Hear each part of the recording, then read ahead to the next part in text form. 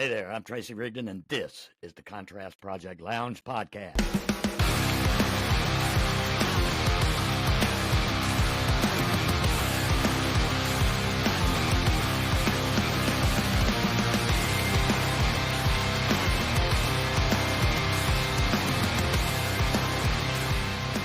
Often random, but always relevant, always real, and practically nothing is off limits.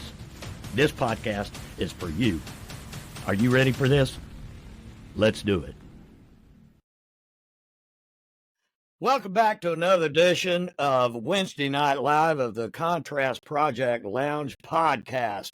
I have joining me tonight, as always, my favorite co-host, Mr. Jim Alabiso. Jim, how are you doing, my friend? You've been absent for a couple of weeks. Yeah, I had to have a couple of surgeries. I had one on one Monday, and then I had another bigger surgery the next Monday. So this is my first step back out into the world. Well, I hope you're doing well. You're doing better. Little by little. It's take a couple of weeks to get my strength back. Like I was saying before, these even if you say that they're little surgeries at our age are always a pain in the ass. I'm putting my glasses on so you can't see my eye wrinkles. Jim, we got a great show. You always bring up my age. Well, Jim, we got a great show tonight. We got a good friend of yours on tonight, Mr. Mike Bernos. Do the introductions for me, would you? Okay, so I'm going to just tell a little story here, okay? Because, when we had Chris Thomas on, we were talking about Mike. And we kind of asked Chris to describe Mike in a word. And he said, nurturer. And I thought, that's the word. So let me just kind of rewind 1,000 years. I'm sitting at a restaurant in Riverside. It used to be called Soup's On. Now it's a Thai place. Sitting at the bar eating. And there was another guy sitting at the bar eating next to me. And when we finished up, we gave the server our credit cards. Well, they both happened to be identical credit cards, designed and everything from the same bank. I don't even mind saying the bank because it was Community First, and they helped us out so much. I'll tell you more about that some other time. But, it's kind of like one of those things. It's like you go, hey, I'm just going to go have a bowl of soup, and it changes your life. Right? Yeah. Right? It's just just one thing happens and everything just branches out and changes. So here we are, and we'll give her our credit cards, and then she gives them back to us. But she gives him mine, and she gives me his. And then he looked at it, and he was like, "Oh, I think this is yours. You're that swim guy, aren't you?" And that's how we met. Right? So. And he says, I would like to help you with that. And he did. He helped us a lot with the swim and the publicity and the writing and all this kind of stuff, participating in a lot of stuff. And that was just one thing we did together. And so that's kind of how we met. But we also have a lot in common. We're both bleeding liberals. And we both love music, and we both write music, and we have a lot of similar interests. So anyway, we became friends. I don't know, what year was that, like 2010 or 11, Mike? Oh, no, it was before that. Oh, no, it goes back, and it was all because of soup. Yeah, Soup's On. Right? So anyway, So, we've seen each other kind of grow through the years, musically and whatever. And so that's why I thought it would be great to have Mike on the show, because Mike has had such an influence on the music scene here in Jacksonville, brought some really great artists here, have nurtured a few of us, including myself. He produced one of my songs on Spotify.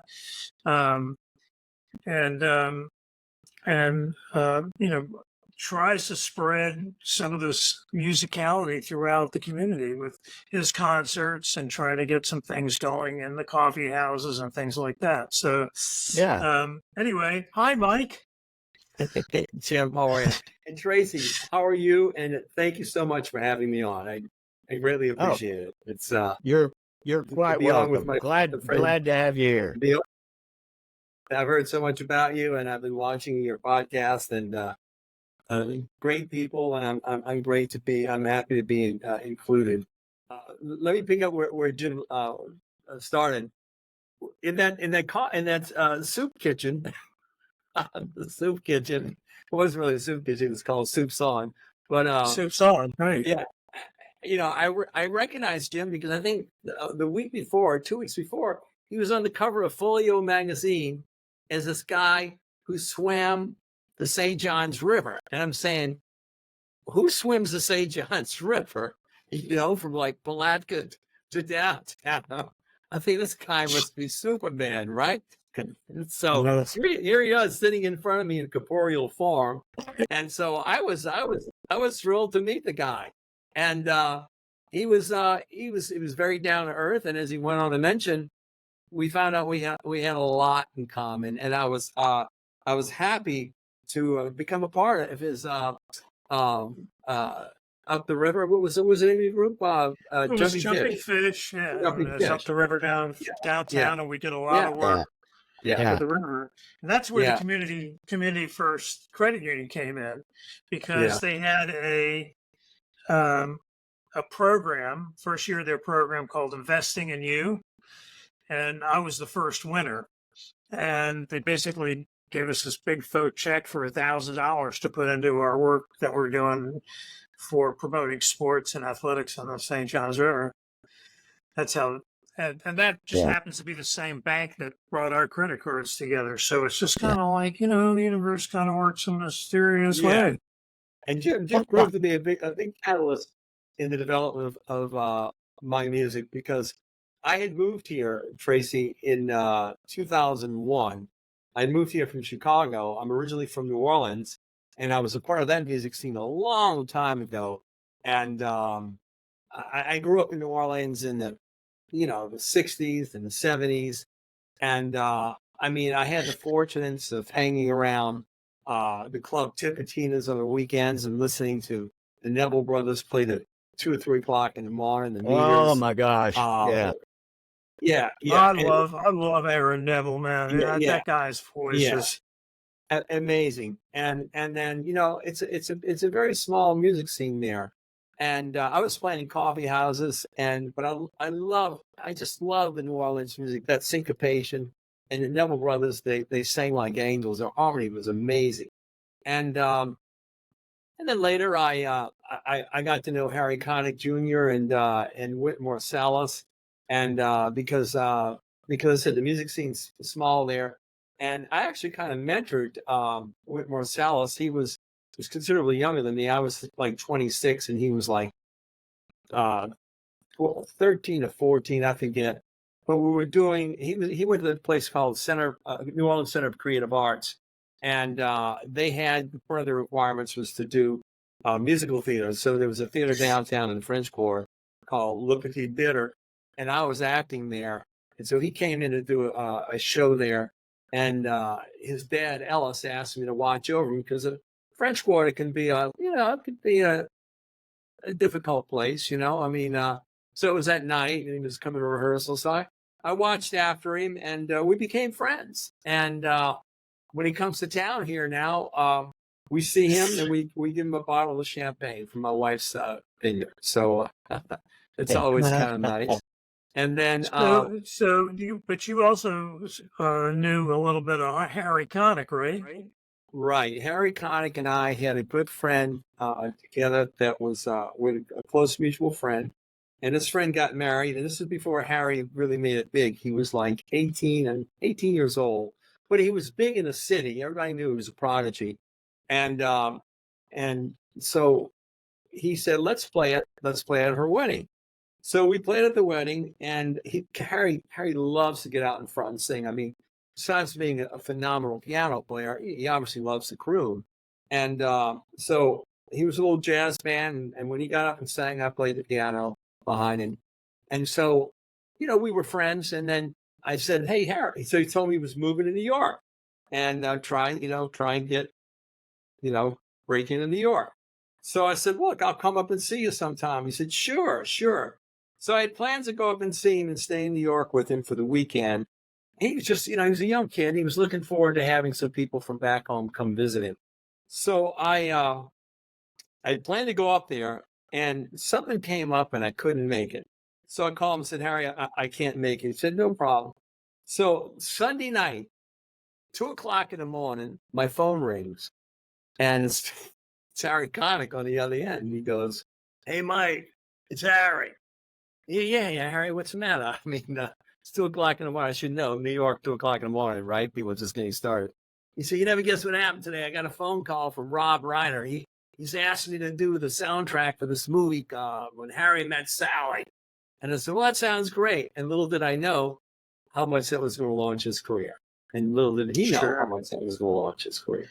So while you guys were hanging out in the same spaces, did he teach you how to shake the booty like he does on stage? No. But he taught me a little bit of that. I just saw him at St. Augustine last year at the amphitheater.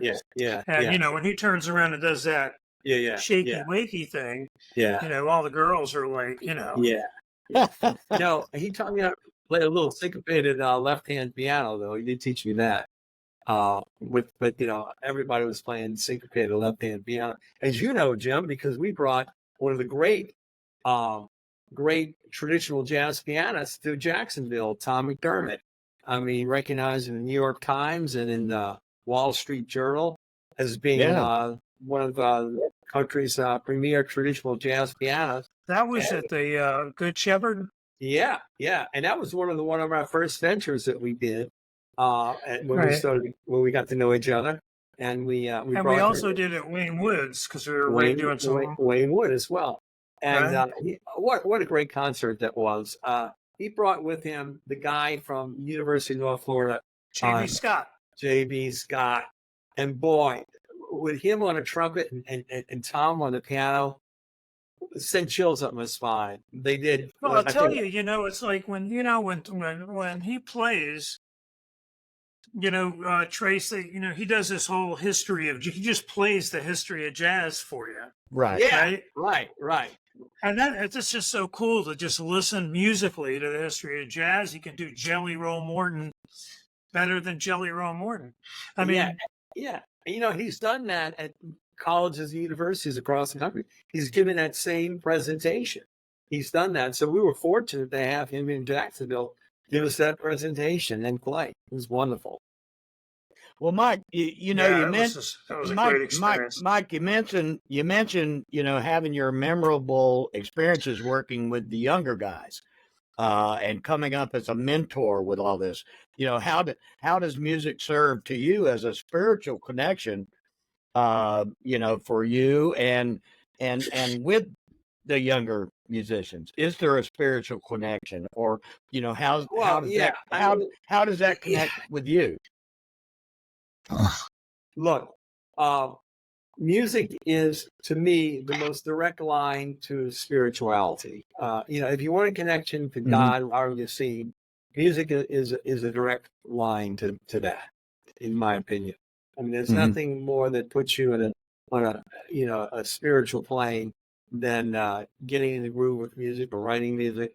And working with young musicians is absolutely phenomenal because, first of all, I'm being a little selfish there, Tracy, because they're all much better musicians than me. And I'm learning from them. You know what I mean? So these guys coming out of University of North Florida or coming out of Douglas Anderson, they're just phenomenal musicians. And I'm constantly learning from them. Yeah. I know. That's a lot of hard work. Yeah. I interviewed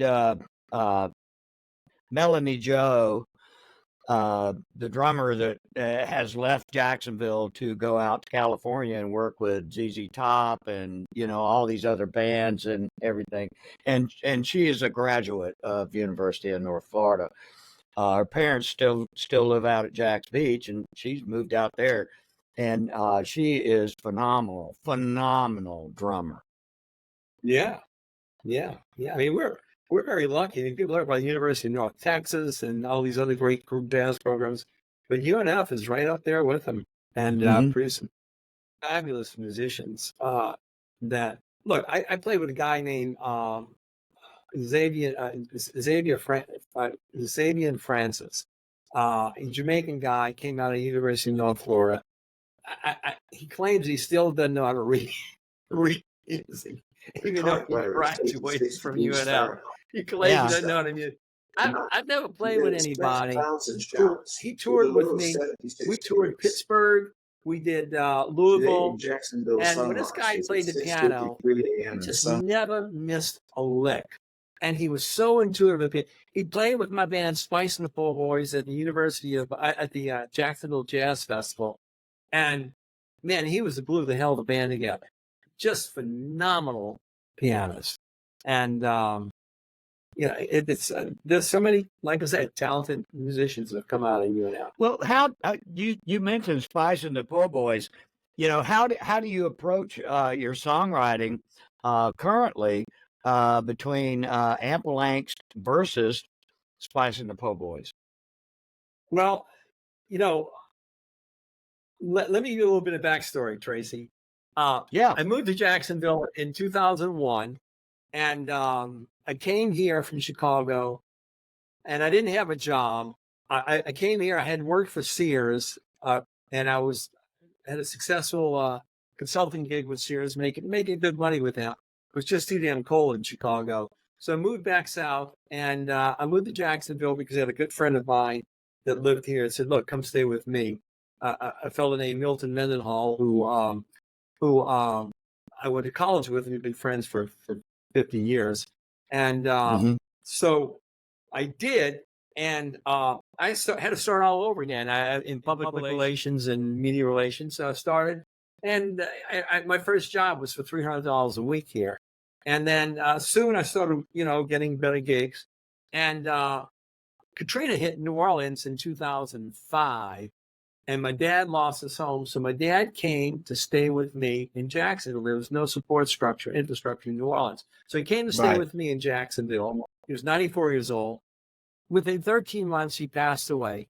But before he died, he said, "Mike, I know you've always loved music." And at this time, I wasn't playing music. He said, "I know you've always loved music." It was on his deathbed. He said, "Look, I got some money for you. So why don't you go get a piano?" And he said, and start playing music again. So I honored my dad's last wish, and I went and got a piano. And every time I pass this piano place, I cry. Kelly's piano on University Avenue, because that's where I went to get my piano. And I started playing music. And my first instinct was to play New Orleans music. You default back to what you know. That New Orleans syncopated rhythm and blues, right? That 6/8, 12/8 time. And I started writing. My first song I wrote was a song called Once, Twice, Baby, Goodnight. And man, Brittany Westcott kills that song. And every time we play, people ask us to play that song. And it is a quintessential New Orleans song. And she sings behind the beat. Man, she belts it out, and it's just great. So my first album was just all, an homage to New Orleans rhythm and blues, Tracy. Yeah. Oh, that's nice. That's nice. Yeah. And then, so the evolution came. We did a lot. We went to Guantanamo Bay. We toured. We played in Guantanamo Bay, and the Department of Defense flew us down there to play a Mardi Gras concert. And but then people move on. The band members, they started to you can't. The problem with bands is that if you don't keep them playing, they're gonna move on, right? You know how that goes. Yeah. Unless you keep them working, they're gonna move on. And so we plateaued, and so people moved on. Brittany went on now. She's a great singer with Rivertown Band and the Royals. And I mean, she's killing it, man. Playing out of town, and so I said, well, what am I going to do now? Well, I always wanted, I always wanted to sing a songwriter. So I started writing stuff on the guitar and started writing more personal, introspective stuff because I was always influenced by Leonard Cohen.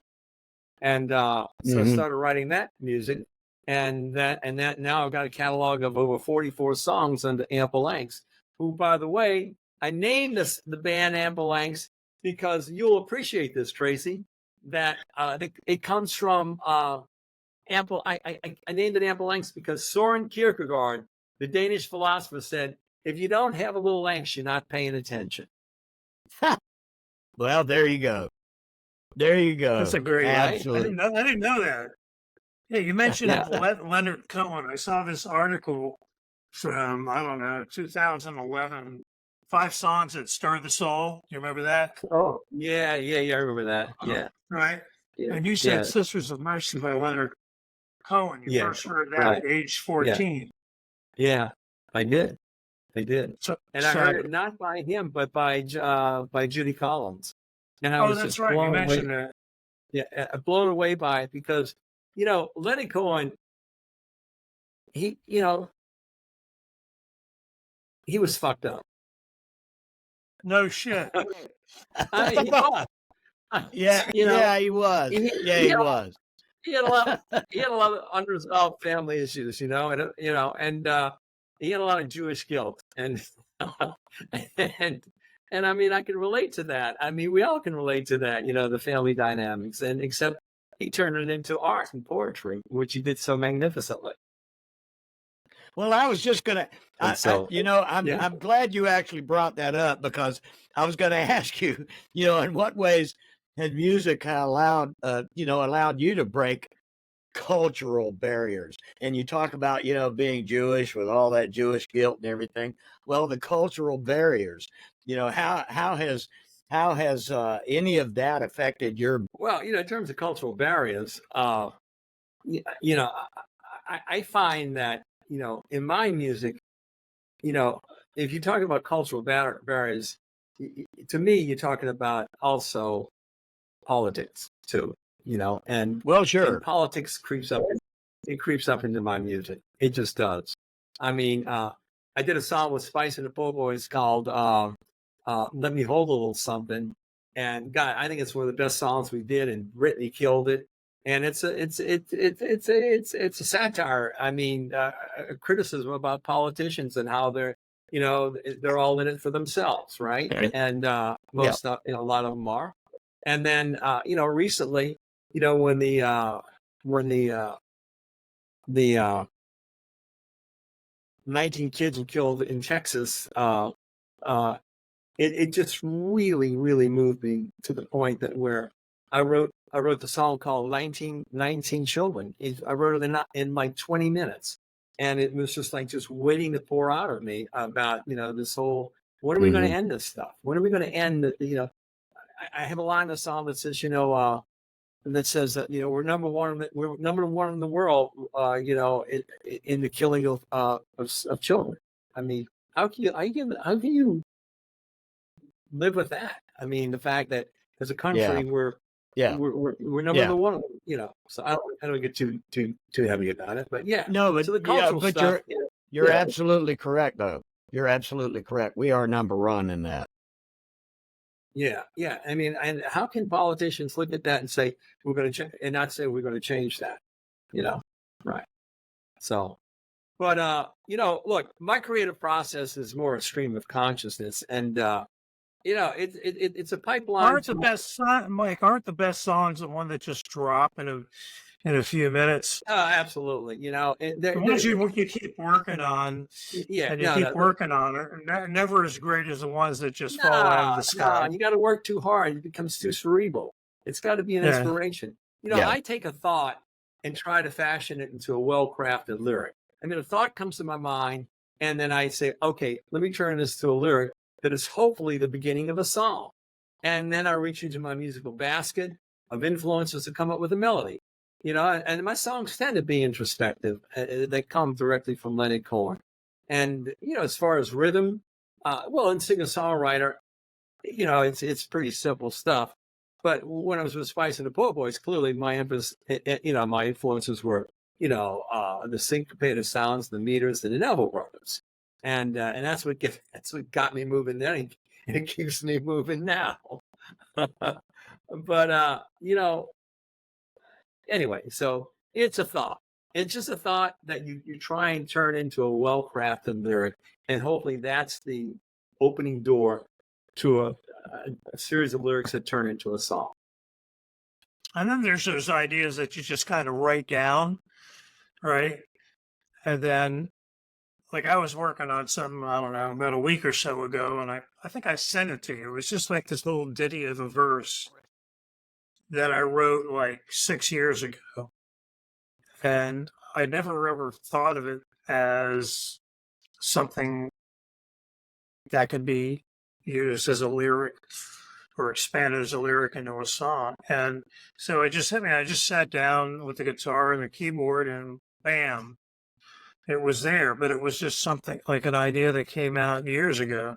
It's good to keep a list of your ideas. Do you do that, Mike? Yeah. I mean, I've written songs that I have kind of had a block. I mean, I started them, had a block, but gee, years later, I've come back to finish them because they meant something then, and it doesn't mean because you didn't finish them then they don't mean anything now. So really, you know, your consciousness is seeking expression, right? We're always we're creatures that are constantly looking to express ourselves. For us, it's music, right? It's music. For writers, it's writing, like you, Tracy. And you know, there's this churning in our soul, in our consciousness, that's constantly looking to express itself, and that's what makes the art so beautiful and so important. Yeah, and it's always a fun journey. Just the whole idea of getting to spend some time and just create something, and sometimes you just even surprise yourself. It's like, where'd that come from? Yeah, like Mahogany was like that. That was a great song. I mean, when I heard that song, I thought, wow, that, you know, songs either have it or they don't have it. I mean, I write a lot of songs that just kind of like, okay, I'll have to put this one aside, and maybe it'll manifest itself in a more clear fashion later on. But right now, it's just not. I thought it had relevance, but it doesn't have the relevance I'm looking for. But before I go any further, Jim, I've got to say this, because, you know, we talked about our history together, right? And I just want to say that Spice and the Po' Boys was the house band for Jim's show that he had, the Tonight Show with Jim Alabiso. And Jim, I just want to say that this. Guy. Yeah. I just want to say this. I just want to say this about your show. Now, obviously, I wrote this down. It's not just coming. I mean, I'm not saying this extemporaneously now, but the Tonight Show with Jim Alabiso was like witnessing a cultural meteor shower. Those 4 shows showcased the artistic diversity of Jacksonville. It was like a Broadway show that came to town, whose performers were all local. And it's one of those events that will keep getting bigger in the rearview mirror. Well, I still get requests to do it, but I've told Jim that thing needs to come back alive. It needs to come back alive. I tell you what, I hear that a lot. It was a phenomenon. It was a phenomenon. And like I said, those 4 shows, it was like a meteor shower, a cultural. You had everybody on there, and it just really came together. And you were a great host. You surprised the hell out of me. I didn't know what to expect, but you were a natural, man. You really were. You were great. But we had a lot of fun. And Mike was like, you know, our Doc Severinsen, you know, you know, on the show. So you can see, like you see in that picture, you can see they had that's all Spice and the Po' Boys, and this was kind of like from behind the screen. But you know, we would do some banter back and forth, just like any other Tonight Show, you know, and it was a lot of fun. And then there was that time I was like, you know, I want to write a song for Brittany Westcott. Yeah. Right? Yeah. That was a great song. So I was kind of in a gospel-y mood. I had just come back from the ashram, and I was listening to gospel music all the way home in the car and digging on those chord progressions. And I ended up writing this kind of hymnal-sounding song called River to the Sea. Oh, right? yeah. And that was for Brittany. So I says, "Here, Mike, here's something for Brittany to sing." And then Mike goes, "That's a duet." Yeah, that was I cool. was like, Yeah, it was great. That's great. because I don't really like performing. And that was the show that Chris Thomas was on. That was the show. That's right. Chris Thomas. Like I say, I mean, those shows were just, the chemistry was astonishing. And let me give a shout out to those band members. Those band members on there, that was Brittany Westcott, that Roger McGriff, Sam Rodriguez, phenomenal drummer, has since gone back to Chicago. He used to play with he toured with Aretha Franklin, this guy. Wow. Yeah, he was great. And then keyboards, Kenny Levine. What a great keyboardist this guy is. I mean, Kenny Levine is a great keyboard player. Been around the block. You know Kenny? I do. You know Kenny? I do. Oh, he's great. Kenny is amazing. And I tell you what, he helped my career a lot, because I did my first recordings with Kenny, and he was just so intuitive and just so helpful to me. And I still work with Kenny and still have an amazing regard for Kenny. Amazing. I remember when, and this is like how Mike brings people together, through different bands and variations of bands and a couple of variations of ample lengths and Spice of the Po' Boys and singer-songwriter stuff. And when we did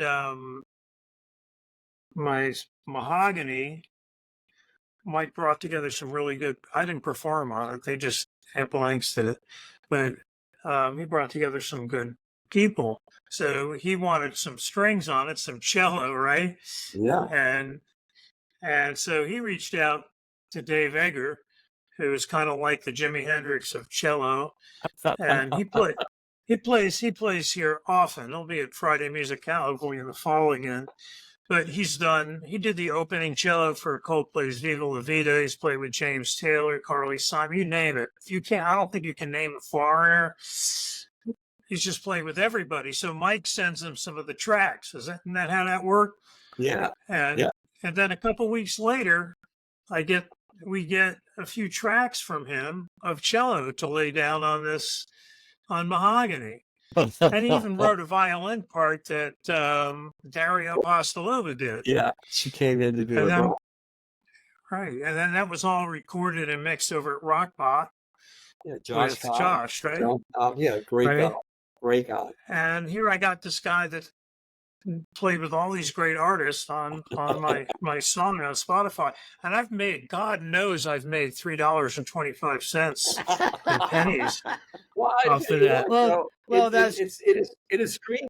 It's streamed quite well, even with your shameless promotion. That's typical of Spotify. That's typical of Spotify. And it's here we go. We got 3 people here that have played with everybody and played around town, and I have done the same. And here we are not playing together somewhere. What the hell's wrong with that? Yeah, you mentioned Spotify, Tracy. I'm gonna. Well, I mentioned that for a reason, because that was kind of my segue into the music industry streaming model. Let me tell you my criticism. I've written stuff about Spotify because I like to write, right? And Spotify in 2012 launched its slogan "Music for Everyone." Yeah. But now now with all their new applications, it may as well be grateful for whatever music we give you. Yeah. I mean, it has just become, it's no longer what I want to listen to. It's pushing the music that it wants me to listen to. I mean, it wants what it wants for me to listen to. And and here's the biggest criticism I have. Now the entire concept, like I produced 2 albums. I'm not doing it anymore. I'm just going to do singles. Because the entire concept of an album feels more like a hindrance than anything. music on the app is most, it's like consumed in a disorganized cascade. Every song becomes audio content separated from a musician's larger body of work. And, it doesn't seem to care about my relationship and your relationship to your music anymore.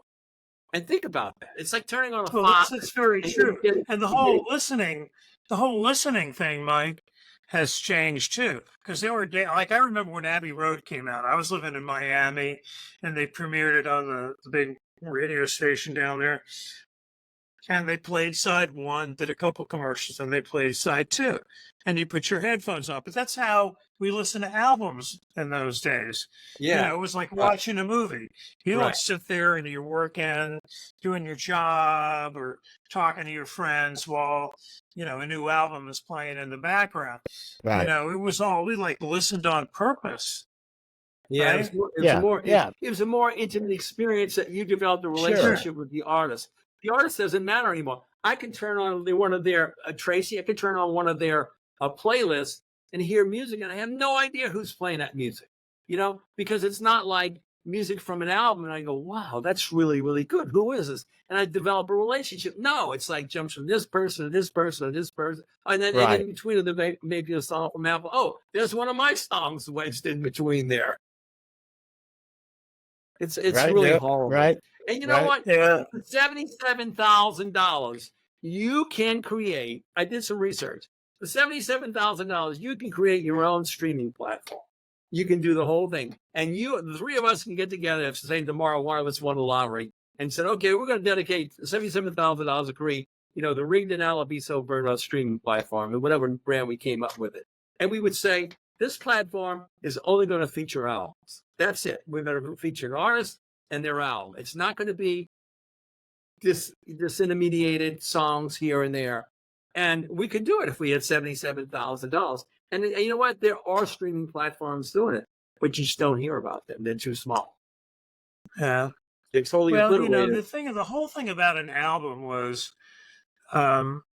especially, and then some of it's done now, but concept albums that have just kind of a loosely held theme. Like I remember Coldplay came out with Everyday Life, and side one was Sunrise and side two was Sunset. And it was thematic, and Ghost Stories was thematic. Dark Side of the Moon was thematic. Good point. Right? Right. Most albums are thematic. Oh, yeah. Right. Even when we did Tonight with Jim Alabiso, every show had a loosely held thematic, that we held on to. It was almost like a concept album, but it was as a talk show. Yeah.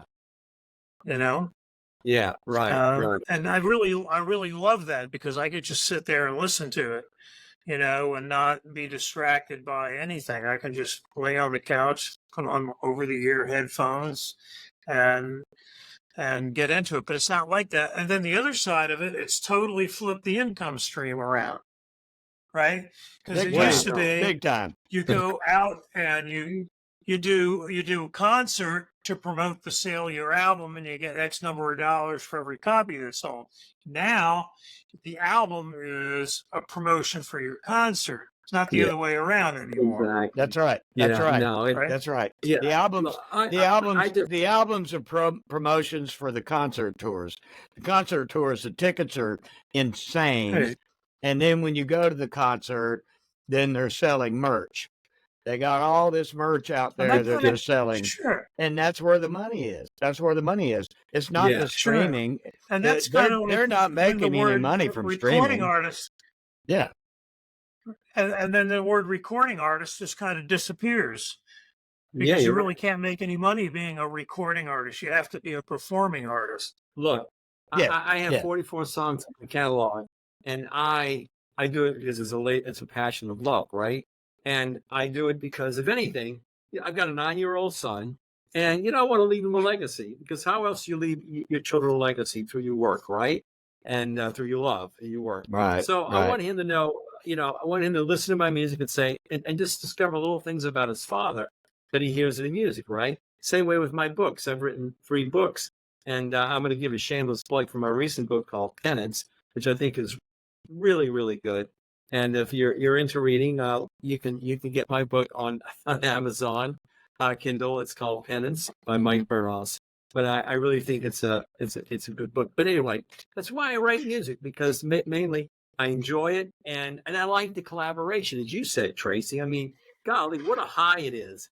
I mean, I did a song a couple of months ago where I had Goliath Flores, Olivia Chernyshев Ward, Josh Cobb, and myself in the studio, and we all did vocals, right? Right. On this one song called Monkey and Me, and it was such a high. All of us singing, on the chorus of this song. It's so much fun. We're doing Jim on his song. I know. It's great. The collaborations I've had over the years have been incredible. One of the best ones I had in my life was years ago with Riff West, rest in peace. He was the bass player for Molly Hatchet and Foghat. And him and I worked together with bands down in Central Florida, and we worked with Foghat, and I worked with the Average White Band. We did a lot of gigs. Wow, I love them. Yeah. They were great. Yeah. Riff and I were great friends, and he brought me into the Brood, and we wound up doing a lot of gigs together. And the collaborations we wound up doing were incredible. Wound up doing a lot of stuff, believe it or not, at Walt Disney.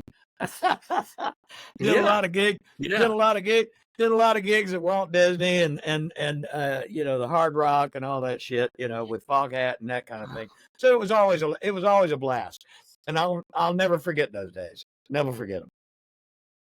Well, of course not. They're the highlights of the highlight reels of your life. They were fun. Right? Jim mentioned something earlier, and he talked about Dave Eggar, and Dave Eggar has been a real interesting guy that Jim and I have gotten to know, and we bring him down here. He's a musical genius. Jim referred to him, the people he's played with. I would say that Dave Eggar is probably the most sought after studio and performance cellist in the country. I mean, he just got out of the studio with Norah Jones last week. He's doing something in New York this week. I don't know with whom, some film score. But the guy is constantly in demand. And I am so fortunate to have him do our string arrangement, which he did with Jim. And, what he did with Jim, he didn't just lay down one track. Jim doesn't know that he and I had a production meeting on his song Mahogany. And we said, okay, how do we want this song to sound? Well, we said we're going to have Cyrus Carrantes on piano, singing the vocals, so it'll be soulful. And Dave, he's just a genius. He said, well, how can what kind of strings? We discussed it. So he ended up laying down about, like an orchestra. He had like 8 cello parts playing in the background that sound like an orchestra, right? And, I got to know Dave because it was interesting, Tracy. My friend Jimmy Sale, who I work with, he started Atypical Arts, which has brought down a lot of great musicians, including Dave Eggar, and now I help Jim with Atypical Arts producing concerts here because he's since moved to Brooklyn. And Dave called. This is a great story. Dave called on Jimmy and said, "Hey Jimmy, he was on tour with Philip Phillips, and they were coming from Miami to Jacksonville, and they were arriving at 12 o'clock on a Saturday because they had a Philip Phillips show at the Daly's place at 8 o'clock that night. And a producer from New York, as I said, he sought after, needed him to lay down some strings for an album they were trying to get out Monday. So the guy sent him some synthesized strings of what he had in mind for this 2 songs, and so he asked Jimmy. He said, "Jimmy, do you know anybody in Jacksonville that can get me a studio quality cello and a recording studio between 12:30 and 4:30?" He said, "Yeah, I got the guy for you, Mike Bernos." So he called me. I picked him up at the tour bus. Didn't know Dave at all, and so we went, got the cello, got the studio. It went great, and he said, "Man, I really appreciate it." And that was it. So about 6 months later, I get a phone call. It's Dave Eggar. "Hey, Mike, Dave Eggar here." "Hey, Dave, yeah, what's up?" Hey, man, I just got hired by Mick Jones in Florida to arrange all their orchestral music for their orchestral tour, their 17-city orchestral tour. And they want to open up in Jacksonville, and then they want to go to Tampa, and then they want to go to Miami. Can you put together a 24-piece orchestra for me for that? What do you say? What do you say to something like that? You go. You say no. Give me a day or two. Yeah. Exactly, my friend. It's exactly what I did. I said, hey, give me a day or two. Let me think about this for a moment. You got to know Dave Eggar. He's like, snap, snap, snap. So I said, Dave, let me think about this for a second. So, I really thought about it. I said, well, how can? So I said, look, I know a few orchestral players. And I said, if I can get them, then they know people. And I think I could build it out from there. So I said, yes. So we did it. We got the 24-piece orchestra. But here's the caveat, Tracy. So Dave said, great. I said, but Dave, wait, we're not home yet. I said, I know Mick Jones is a billionaire. He's a billionaire. And I said, I know he's got accounting firms in LA, London, New York that handle all his business. I said, but we're talking middle five figures for this orchestra. I said, the money has to be in my bank before the first show, because I'm not about to put myself on a line with these musicians and say, yeah, I'm hiring you for this amount of money. No, I want the money in my bank. There you know go. What? It was in my bank. Because, I don't care. Mick Jones could call and say, man, we had a terrible show. And it's going to take me a while to get you that money, right? This is rock and roll, right? You've heard horror stories in rock and roll. Show me the money. Yeah. One of the cool things about Dave Eggar, and I remember last I've seen him at Friday Music Hall here in Riverside many times. Is he still coming in the fall? We're trying to get a date. Jimmy? We're trying to get a date. Yeah. Because once I get a date, Tracy, we'll try to get him on here to talk about the show. But one day he was talking about, because he plays quite a few genres, and he's got quite a story. I won't tell it here, but he's got quite a story from growing up as a young musician, which is a phenomenal story. But we'll save that for his segment when he does it. But I think he was talking about, genre bending music, right? And I think it slipped out by accident. He called it gender bending music, but because he's classically trained, right? But he can play. He plays themes from TV shows, right? He plays bluegrass. Oh yeah, right. Yeah. He plays rock and roll. And they do it all. He's got a band called Bristol Lightning, right? Yeah, right. And he traveling the country. He's got quite a thing. Yeah. Well, Mike, we have Nina DiGregorio coming on in September as well. I don't know if you've heard of her. Okay. I have heard of her. Yeah. National act. She is quite incredible. She has a tour coming through Florida in October, November, I believe it is. And she's going to be on the show with us. That's wonderful. Well, listen, I love listening to stories of other musicians because every one of them is an inspiration. And, I just like to say before, I know we're getting towards the end of the show, but I would just like to give a shout out to the people I've worked with who have all been really essential and wonderful in helping me establish myself. And that's Mama Blue, Brittany Westcott, Cyrus Granda, Andrea Adams, Olivia Sherry. I love Sarah. Yeah. Right. She's wonderful. Jeremy Gray, David Smith, Robbie Knopf, Roger Gruneff, Kay Levine, and Josh Cobb. They've all been instrumental in helping me. Let's talk a little bit about the music scene here. Go ahead, Jim. Well, before we get to that, though, while we're talking about all the people that you've brought together and collaborated with, and you influenced each other, I don't want to, while we're talking about the music scene in Jax, I just want to bring up one of the guys that really changed our concert scene in Jacksonville, who has since passed, is Tim Miller.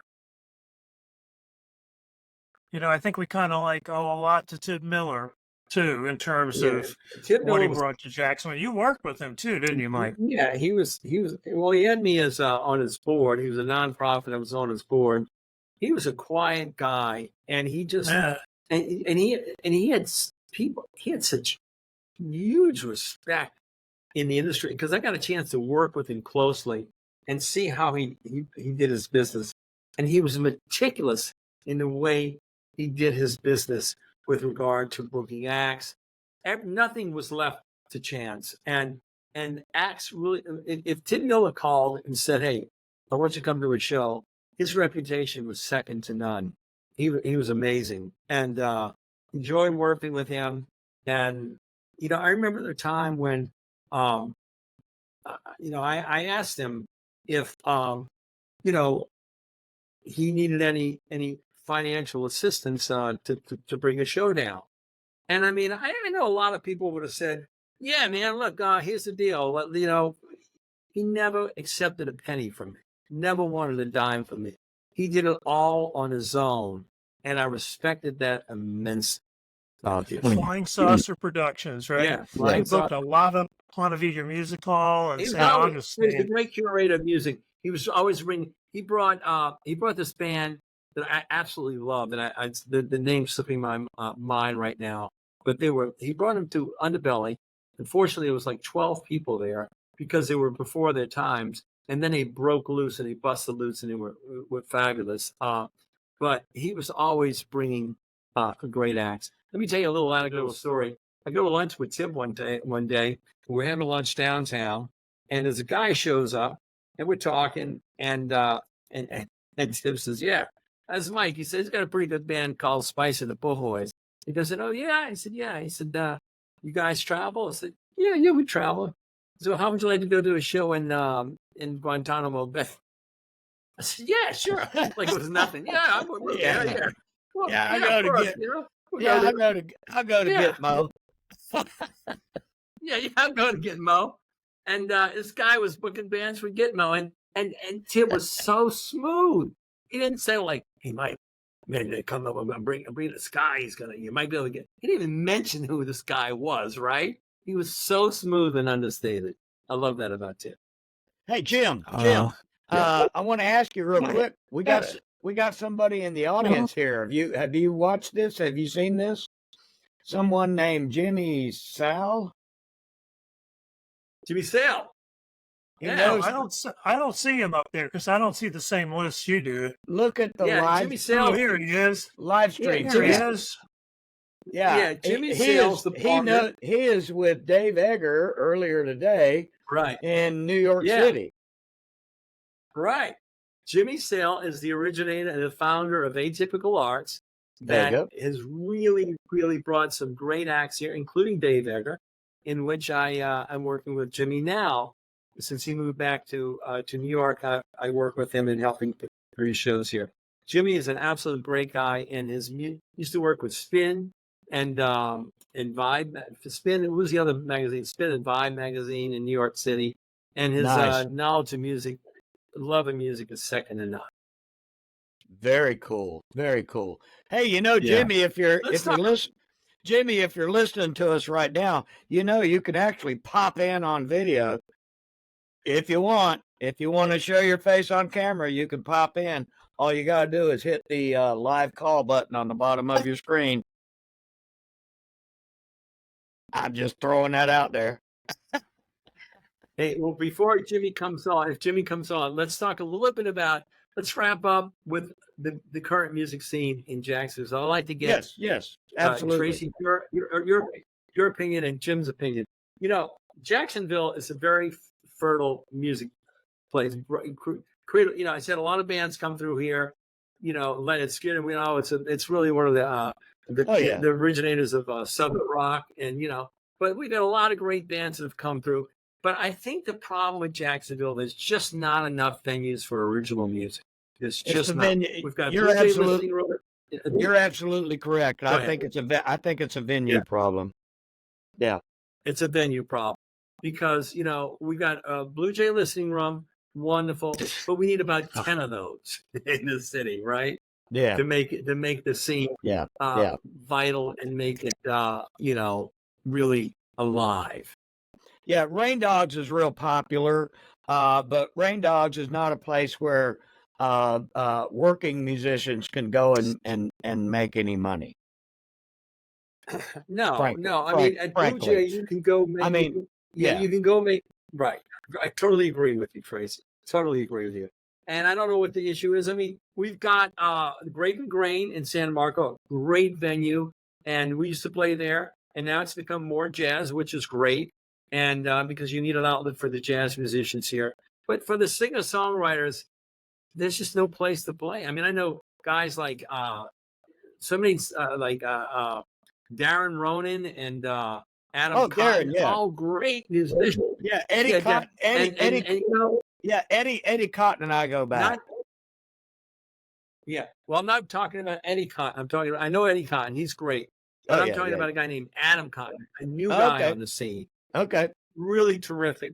And, they got to go out of town to play. They go out of town to try and make some money. Yeah, and Jeremy King, he's a fantastic saxophone player. Fantastic sax, man. A great supporter of the music scene here. Always is just, he's so inclusive. He's very inclusive. Yeah. The guy works. Does anybody have any ideas why he's playing like 5 nights a week? I mean, damn. Yeah, I know. I mean, he kills himself. Right. Yeah. Does anybody have an idea why it's so hard for a Jacksonville musician to make a living here? Well, we just, because look, your options are to play cover music to 2:00 in the morning or 1:00 in the morning. Yeah, and I don't want to do that. I mean, I did that for and they don't pay. They don't fucking pay. That's the bottom line. No, they don't. None of the clubs. I heard that from. So hey, it's exposure. Yeah. Exactly. Come on in here. You'll get exposure. Yeah. Fuck you. You're not paying me. Well, I get enough exposure to the sun in Florida. Hey, exactly. I don't want to skip this little talking point here, but there's a lot of people writing music and lyrics with AI now. Well, there's a big article about that in the paper the other day. I mean, there's a lawsuit coming out about people feeling that they're going to lose their jobs because, AI is going to take their creative jobs away from them, and rightfully so. To me, though, AI, I've seen some analysis of it. AI just can't do what the human does in terms of writing songs. I mean, you can tell it's a facsimile. I mean, the heart and the soul for the human being will never be duplicated. Yeah. There was an article today about really, the general public are a little bit negative on the AI thing. Yeah. It's like, you want an AI refrigerator? No, I just want a friggin' refrigerator. Do you want an AI this that controls it? No, please leave me alone. Yeah. So, but we had that AI conversation with Damien and Tim on the illustration and art drawing side of the equation, and they ended up using it as a tool. So it might be, an artist might just go, hey, give me a melody or something, or write me a lyric about a woman that swam across the ocean to meet her boyfriend. It'll come up with something, and then you just kind of take that as a seed. I actually tried and this very slow book I'm working on. It's a piece of fiction. It's called The Hollow Body. But when I was working on a chapter, I basically went with ChatGPT. That's like, here's the deal. What's a good plot line? It was like something that kindergarten came up with. So, right. Right. I will tell you. I would tell you, if you're writing anything, ChatGPT is not the way to go. No, no. I mean, why There are other platforms that do a much better fucking job at writing. Chat GPT is not the one. It's called the brain. It's called the brain. Well, it is called the human brain. It is called the brain, but you're talking about songs, and songs is a little bit different because you got to have the feel. But I got to tell you, if you're writing anything at all, and you need background, and you need any kind of lists or things like that, Chat GPT is not the one. I can tell you which one is the one. Go ahead. It worked like a fucking charm. But you got to work with it. You got to work with it, and you got to talk with it. There's a lot of larger language models. There's a lot of them. And ChatGPT. I do want to this up here. Mike, do you want to talk about this a little bit? Yeah, so Riverside Avondale is going to have a musical event on October 12th. It's called the Riverside Avondale Music Tour, and I guess it's like Rap's answer to Springfield's Porch Fest, right? Except they're not calling it a Porch Fest; they call it a music tour, counting on relying on the heritage of the musical heritage and Riverside Avondale, the Allman Brothers, and other people. But it's going to be at four homes, and they're going to have the main event in the park here, Willow Branch Park. So I'm looking forward to that. I'll be performing with 2 other band members, and excited about it. And I think it'll be a great boost for. Are you going to be at the Allman House, right? I'm going to be at the Allman Brothers' house, and I wrote the anthem for Riverside Avondale called "Take Me Down to Funky Riverside," and so they asked me to play. Yeah, they asked me to play. Nice. I tell people they asked me to play because I wrote the anthem. Take me down to funky Riverside. But hey, guys, what an absolute pleasure this has been. This has been so much fun, and I really enjoyed it. And Tracy, so good to get a chance to spend some time with you. And I'd like to spend some time with you off camera, hearing about your musical, history. Sure. He's got quite a background. It's amazing. But let me just say one thing before we go, because I just want to publicly thank Mike for everything he's done for me musically and working on the river and helping me out. And when I'm going through shit, taking the time to talk to me and everything. You talk about nurturing. He's been a really good friend too. So, and I enjoy working with him and collaborating with him. And I just thank goodness for the community first credit card. And it goes both ways, because I told Annabelle today that, I've been very fortunate to have you as a friend, because let me tell you something. You've always have thrown nice accolades my way, which I'm not even sure I deserve, but thank you very much. Wow. It has been a fabulous conversation tonight, and we ran a little long, and that's okay, because that's what we do. And I think we've all come away with a better feeling at the end of the day. Yeah, absolutely. Absolutely. Thank you, guys. Thank you so much. All right, guys. Cheers. Well, that's a wrap. Another fantastic episode of the podcast. You can find us on all the social media platforms, wherever you surf, Facebook, Instagram, Twitter X, Threads, wherever.